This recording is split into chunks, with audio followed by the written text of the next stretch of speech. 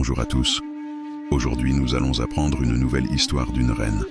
Elle est entrée dans l'histoire sans flèche ni couronne, mais avec une volonté plus forte que le fer.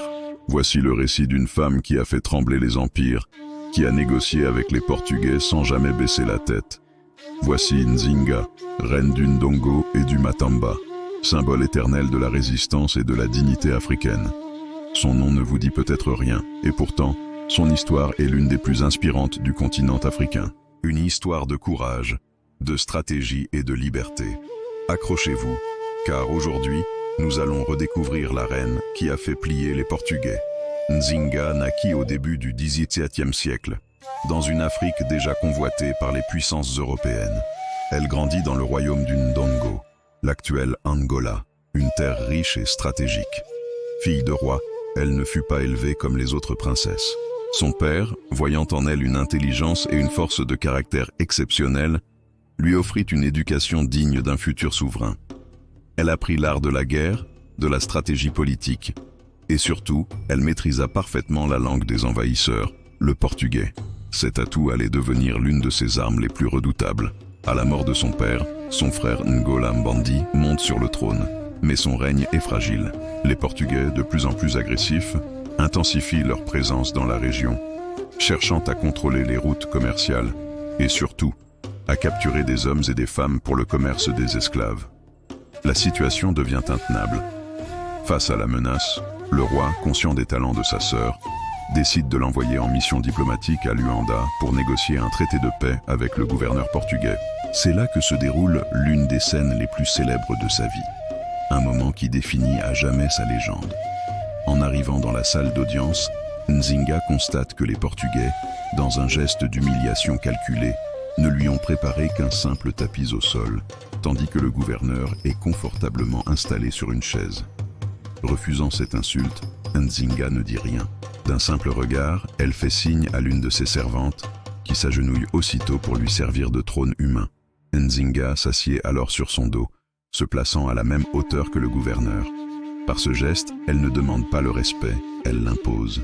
Dignité, force, intelligence. Ce jour-là, les Portugais comprennent que Nzinga n'est pas une simple femme. Elle est une reine et elle ne pliera jamais. Malgré ses talents de négociatrice, la paix est de courte durée. Son frère meurt dans des circonstances troubles et Nzinga accède enfin au pouvoir. Mais la guerre avec les Portugais est désormais inévitable. Refusant de voir son peuple réduit en esclavage, Nzinga prend alors les armes. Elle ne se contente pas de diriger depuis son palais. Elle devient une reine guerrière, menant elle-même ses troupes au combat. Pendant plus de 30 ans, elle va tenir tête à l'une des plus grandes puissances coloniales de l'époque. Elle réorganise son armée, y intégrant des femmes et des esclaves fugitifs, qui voient en elle un symbole d'espoir. Elle forge des alliances stratégiques, notamment avec les Hollandais, ennemis des Portugais, et avec les royaumes voisins, unissant plusieurs peuples sous une même bannière de résistance. Sur le champ de bataille, elle est redoutable. Les récits de l'époque la décrivent vêtue en guerrier, arc à la main, galvanisant ses soldats par son courage.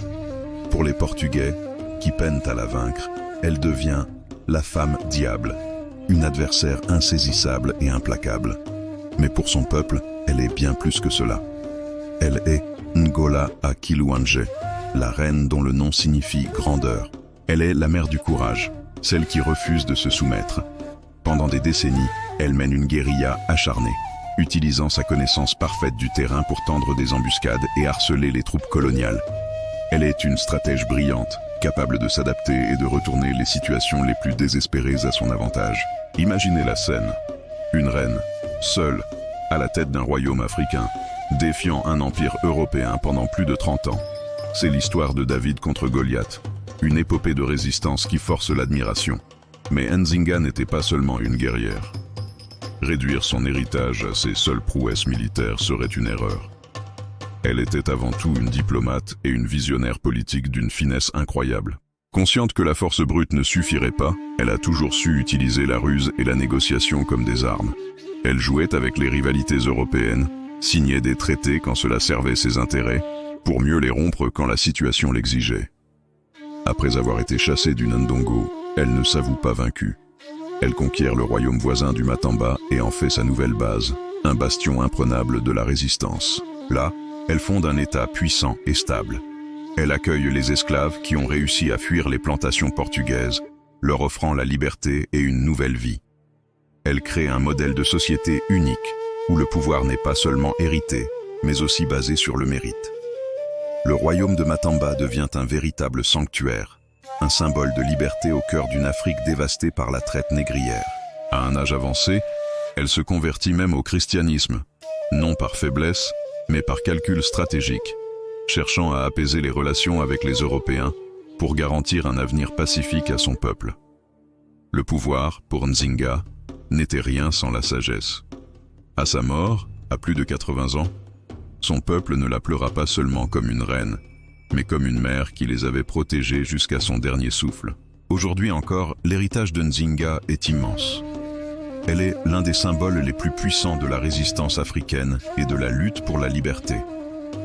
Son nom résonne en Angola, où elle est considérée comme une héroïne nationale, mais aussi au Brésil et dans les Caraïbes, où les descendants d'Africains réduits en esclavage ont transmis son histoire de génération en génération. Son histoire nous enseigne une leçon universelle et intemporelle. Le courage, la détermination et l'intelligence peuvent renverser les ordres établis. Elle nous prouve qu'une femme, qu'un homme, qu'un peuple peut changer le cours de l'histoire simplement en refusant de se soumettre. Nzinga, reine du courage éternel. L'Afrique ne plie pas. Elle se relève, toujours. L'histoire de Nzinga est là pour nous le rappeler. Merci d'avoir regardé cette vidéo. Si l'histoire de cette reine exceptionnelle vous a inspiré, n'hésitez pas à laisser un pouce bleu, à partager la vidéo et surtout, à vous abonner pour ne manquer aucune de nos prochaines histoires. À très bientôt.